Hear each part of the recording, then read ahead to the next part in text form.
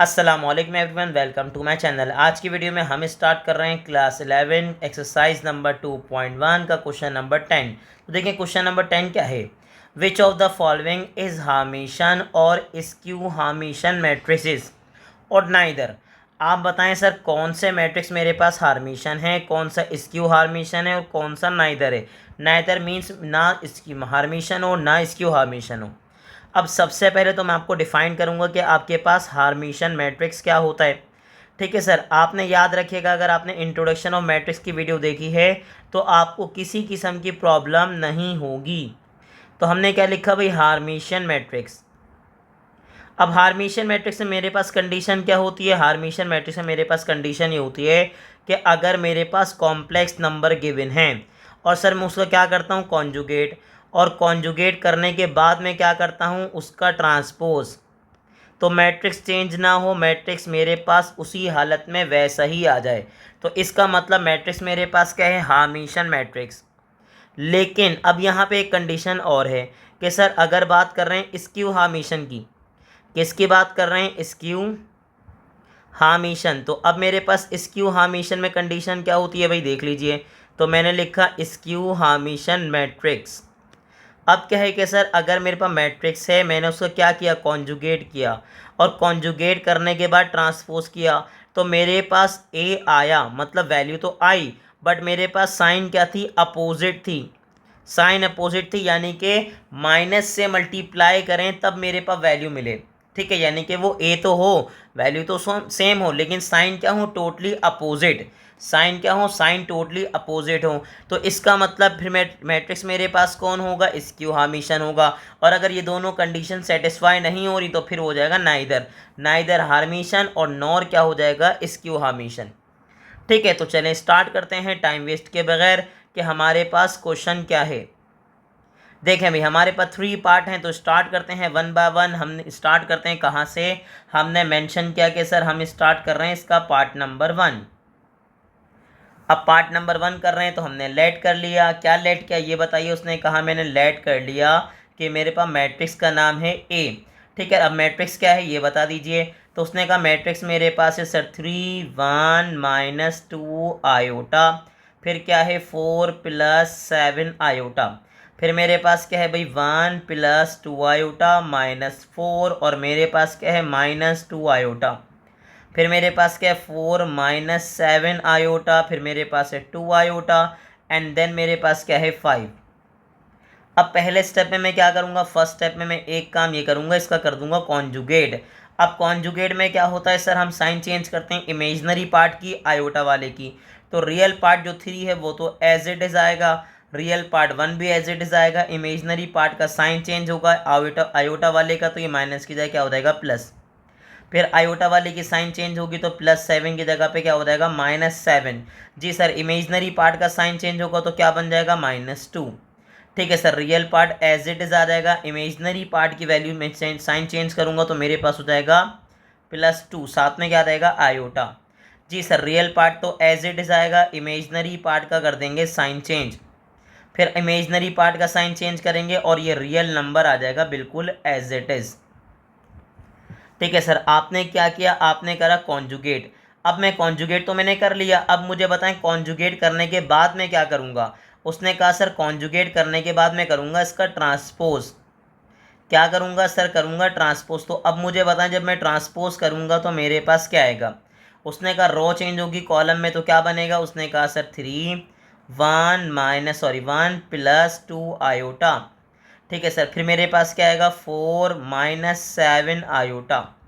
ठीक है सर, अब सेकंड रो को चेंज करेंगे किस में, कॉलम में। सर याद रखिएगा जब ट्रांसपोज करते हैं तो रो को कॉलम में या कॉलम को किस में चेंज कर देंगे, रो में। तो मेरे पास सेकंड रो क्या थी ये, अब मैंने सेकंड कॉलम बना लिया।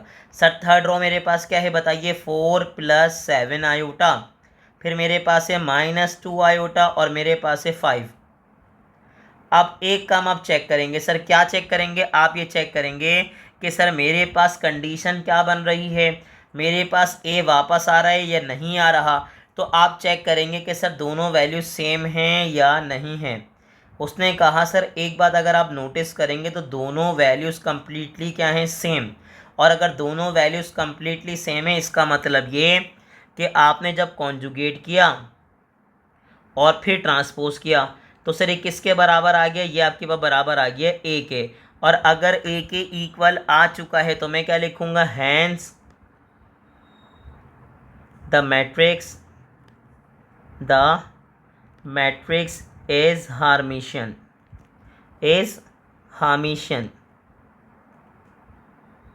ठीक है। मैंने क्या कहा, इसका मतलब ये मेरे पास जो मैट्रिक्स है वो क्या है भाई, हार्मिशियन मैट्रिक्स है। सिंपल बात क्या हो गई ख़त्म, और यही इसका पार्ट नंबर 1 का क्या हो गया, आंसर। तो उम्मीद है कि पार्ट नंबर 1 आपको बहुत ही अच्छे से क्लियर हो गया होगा। अब मैं स्टार्ट करूंगा इसका पार्ट नंबर 2। तो देखें मेरे पास पार्ट नंबर 2 क्या है भाई, उसने कहा सर आप सॉल्व कर रहे हैं पार्ट नंबर 2, तो मैंने लिखा पार्ट नंबर 2 और कर दिया मेंशन सॉल्व। ठीक है सर, अब क्या होगा, उसने कहा सर मैं लेट कर लूँगा, लेट करूँगा कि मेरे पास जो मैट्रिक्स है वो सर क्या है, ए। अच्छा आप कोई और नाम दे सकते हैं, कोई मसले वाली बात नहीं, याद रखिएगा। क्या आया, माइनस आयोटा, फिर मेरे पास क्या है 3 आयोटा, साथ में क्या आया आयोटा, फिर अगेन 3 आयोटा, 7 आयोटा, फिर मेरे पास क्या है -5 आयोटा। तो मेरे पास क्या है -5 आयोटा एंड मेरे पास है माइनस आयोटा। अब क्या करना है, फर्स्ट स्टेप में सर मैं क्या करूँगा, मैं करूँगा इसका कॉन्जुगेट। अब कॉन्जुगेट में क्या करते हैं सर, साइन चेंज करेंगे इमेजनरी पार्ट का। तो ये माइनस आयोटा की जगह प्लस आयोटा, -3 आयोटा हो जाएगा। फिर आ जाएगा माइनस आयोटा, साइन चेंज करेंगे तो -3 आयोटा, साइन चेंज करेंगे तो -7 आयोटा, साइन चेंज करेंगे तो मेरे पास क्या रहेगा, +5 आयोटा, फिर हो जाएगा माइनस आयोटा और साथ में आएगा 5 आयोटा, और फिर आ जाएगा simple plus iota means iota. ठीक है सर, अब मुझे क्या करना है, उसने कहा सर देखें ये तो मैंने क्या किया, ये सिंपल मैंने किया कॉन्जुगेट। अब मैं क्या करूँगा, कॉन्जुगेट का करूँगा ट्रांसपोज, और कॉन्जुगेट के ट्रांसपोज का मतलब ये कि रो को कॉलम में या कॉलम को किस में चेंज करूँगा, रो में। तो मेरे पास रो 1 क्या थी भाई, रो 1 मेरे पास है आयोटा, -3 आयोटा और माइनस आयोटा। रो 2 क्या है बताइए, -3 आयोटा, फिर मेरे पास है -7 आयोटा, फिर है 5 आयोटा। रो 3 बता दीजिए, उसने कहा सर मेरे पास है माइनस आयोटा, फिर मेरे पास है +5 आयोटा और फिर है आयोटा। ठीक है सर, अब एक बात देख लीजिए, जैसे ही आपने मेंशन किया अब आप चेक करेंगे आपके पास ए आया या -a आया। -a कैसे पता लगेगा, पहले तो चेक कीजिए कि वैल्यू पूरी सेम है या नहीं है।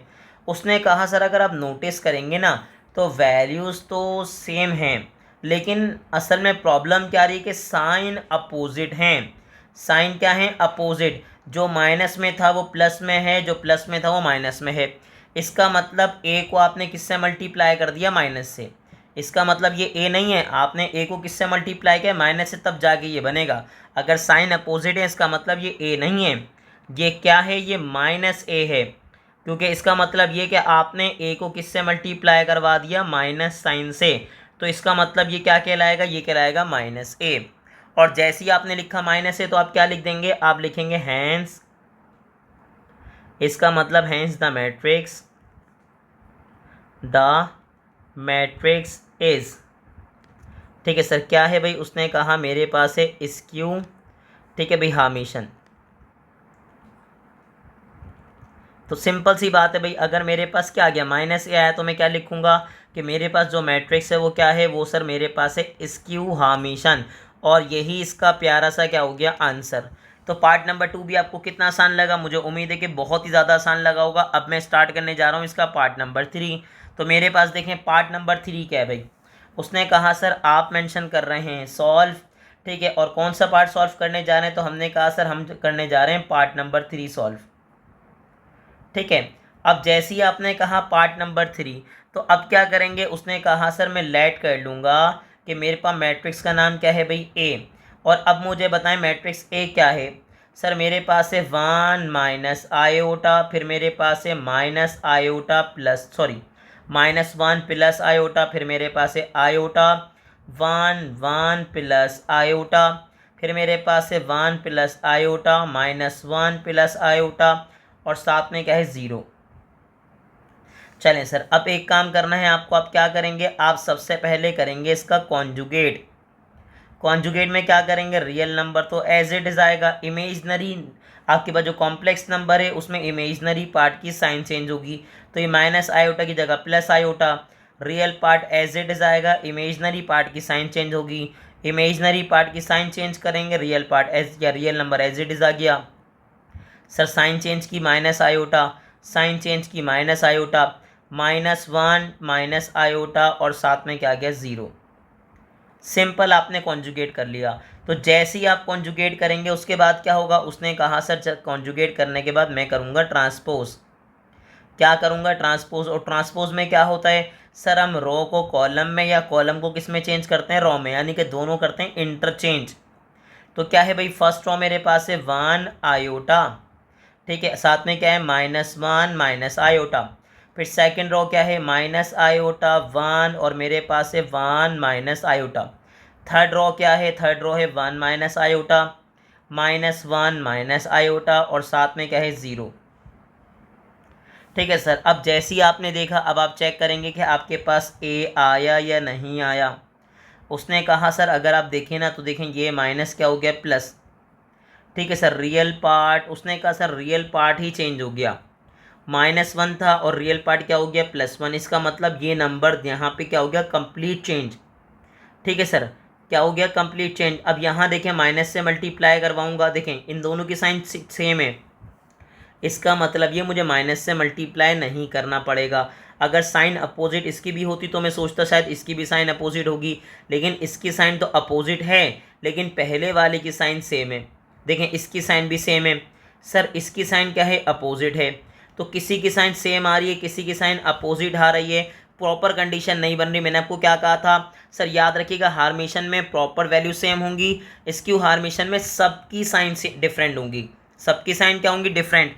इसका मतलब ये कि सर मेरे पास ना तो ये ए के इक्वल है, सर ये ना तो ये ए के इक्वल है और ना तो ये -a के इक्वल है। और अगर ये a और -a दोनों के ही इक्वल नहीं है तो फिर मुझे मेंशन करनी पड़ेगी कंडीशन कि सर इसका मतलब हैंस क्या लिखा, हैंस द मैट्रिक्स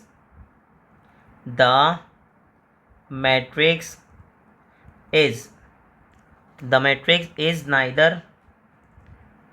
नाइदर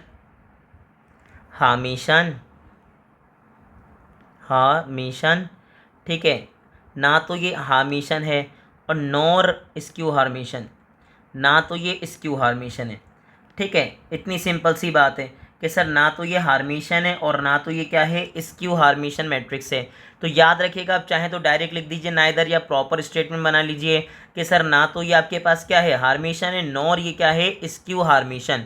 और यही इसका प्यारा सा क्या हो जाएगा, आंसर। और आप प्रॉपर लिखेंगे तो आप डायरेक्टली यहाँ क्या लिख देंगे, नाइदर।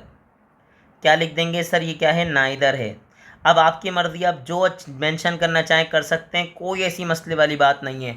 तो उम्मीद है कि आपको क्वेश्चन नंबर 10 बहुत ही अच्छे से क्लियर हो गया होगा।